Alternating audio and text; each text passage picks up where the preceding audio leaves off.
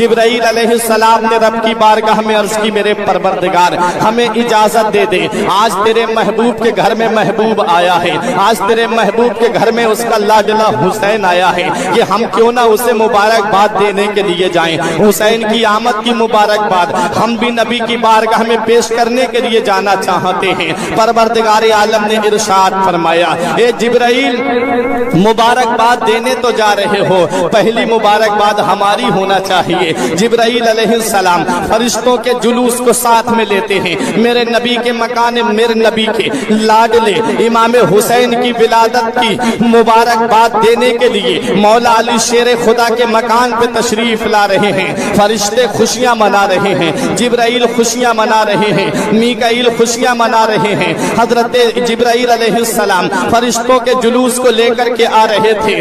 پہلے آسمان پہ ایک فرشتہ ایسا تھا جس کے ہاتھ اور پیر دونوں کٹے ہوئے تھے۔ اس فرشتے نے کہا کہ آج یہ فرشتوں کی جماعت کہاں جا رہی ہے؟ تو حضرات گرامی ایک فرشتے نے کہا آج نبی آخر الزمان کے یہاں پر، آج نبیوں کے سردار کے یہاں پر، آج دونوں عالم کے مالک و مختار کی لاڈلی بیٹی فاطمہ کی گود میں ایک ایسا شہزادہ آیا ہے جسے دنیا حسین کے نام سے جانے گی، جسے دنیا حسین کے نام سے یاد کرے گی۔ آج اس شہزادے کو مبارکباد دینے کے لیے ہم جا رہے ہیں، اس شہزادے کی آمد کی خوشخبری پر آمد پر ہم مبارکباد پیش کرنے کے لیے جا رہے ہیں۔ پر اس فرشتے نے کہا مجھے بھی ساتھ میں لے چلو۔ ایک فرشتے نے اپنی پیٹھ پر اسے بٹھالا۔ نبی کی بارگاہ میں فرشتوں کی جماعت آ رہی ہے، جبرائیل علیہ السلام اور جبرائیل کے ساتھ میں وہ فرشتوں کی جماعت امام حسین کی آمد کی مبارکباد پیش کرنے کے لیے نبی کی بارگاہ میں ہے۔ جبرائیل عرض کرتے ہیں آقا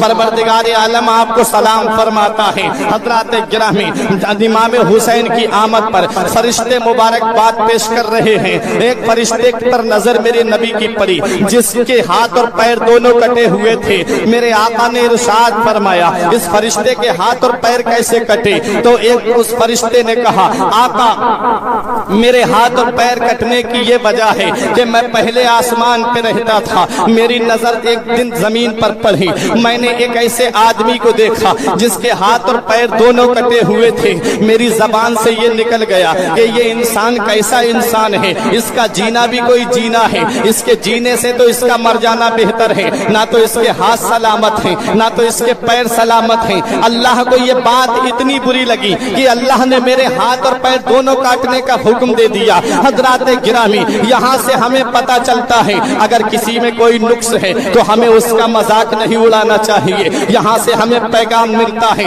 اگر کسی کے اندر کوئی کمی ہے تو ہمیں اس کی ہنسی نہیں بنانا چاہیے۔ اگر کسی کے اندر کوئی عیب ہے تو ہمیں اس کے عیب کو ظاہر نہیں کرنا چاہیے۔ اگر کسی کی آنکھ میں خرابی ہے تو ہمیں اس کی آنکھ کو دیکھ کر کے مذاق نہیں اڑانا چاہیے۔ اگر کسی کے پیر میں پولیا ہے تو ہمیں اس کے پیر کو دیکھ کر کے مذاق نہیں اڑانا چاہیے۔ اگر کسی کے ہاتھ میں خرابی ہے تو ہمیں اس کا ہاتھ دیکھ کر کے مذاق نہیں اڑانا چاہیے۔ اللہ کا قرآن کہتا ہے کہ کوئی قوم کسی قوم کا مذاق نہ اڑائے، جس کا تم مذاق اڑا رہے ہو وہ اللہ کی بارگاہ میں تم سے بڑا بھی ہو سکتا ہے، اللہ کی بارگاہ میں اس کا مرتبہ تم سے زیادہ بھی ہو سکتا ہے، کیونکہ مرتبے تو اللہ جانتا ہے۔ اللہ رب العزت کو معلوم ہے کہ کس میرے بندے کا کیا مرتبہ ہے، اس لیے کوئی کسی کا مذاق نہ اڑائے۔ فرشتے نے مذاق اڑایا، اللہ رب العزت نے اس کے ہاتھ اور پیر دونوں کاٹنے کا حکم دے دیا۔ وہ فرشتہ کہتا ہے آقا آج نوازشات کی بارش ہو رہی ہے، میرا رب بھی خوش ہے، آج فرشتے بھی خوش ہیں اور آج صحابہ کرام بھی خوش ہیں۔ یا رسول اللہ آج نواسے کی آمد پر اگر میں آپ سے کچھ مانگوں تو مجھے ملے گا۔ نبی ارشاد فرماتے ہیں تو مانگ، آج میرا نواسا آیا ہے، آج میرا شہزادہ آیا ہے، مانگ، تو جو مانگنا چاہتا ہے تجھے دیا جائے گا۔ اس فرشتے نے کہا آقا میں آج کچھ اور نہیں مانگنا چاہتا ہوں، حسین کی آمد کی خوشی میں یہ چاہتا ہوں کہ آپ رب کی بارگاہ میں دعا کر دیجئے پروردگار میرے ہاتھ اور پیر دونوں واپس کر دے۔ میرے نبی نے فرمایا بس اتنا سا۔ میرے نبی نے امام حسین کو اپنی آغوش میں لیے ہوئے تھے، جو جس چادر میں حسین لیتے ہوئے تھے اس چادر کا ایک کنارہ اس فرشتے کے ہاتھ اور پیر پر مس کر دیا۔ قسم خدا کی اس کے ہاتھ بھی واپس آ جاتے ہیں، اس کے پیر بھی واپس آ جاتے ہیں۔ وہ امام حسین جس کی चादर का एक किनारा अगर फरिश्ते के हाथ और पैर पर लग जाए तो उसके हाथ और पैर दोनों वापस आ जाएं। अल्लाह अल्लाह, वो इमाम हुसैन है, फरिश्ते के हाथ और पैर दोनों वापस आ गए। फरिश्तों की जमात आ रही है, तकरीबन 1,40,000 फरिश्तों की जमात आई थी हुसैन को मुबारकबाद देने के लिए। ये हजरत अली शेर खुदा को इजाजत मिली कि अंदर आने की इजाजत दी जाए। सहाबाए किराम अंदर आ रहे थे। हजरत गिरामी